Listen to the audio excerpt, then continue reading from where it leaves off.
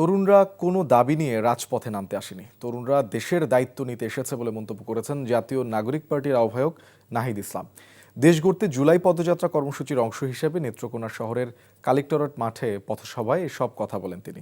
বলেন, জাতীয় নাগরিক পার্টি তরুণদের ক্ষমতায়ন করে সাধারণ মানুষের জন্য সুন্দর একটি দেশ উপহার দিতে চায়।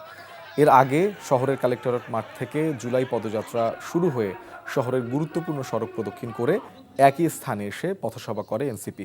এ সময় দলের কেন্দ্রীয় নেতারা বক্তব্য রাখেন। তরুণরা রাজপথে নেমে এসেছিল।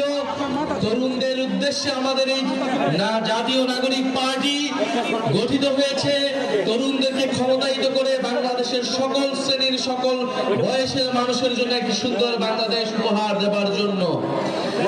তরুণরা এবার বলতে চায়, তরুণরা কোনো দাবি নিয়ে রাজপথে নামতে আসেনি, বরং তরুণরা দায়িত্ব গ্রহণ করতে এসেছে।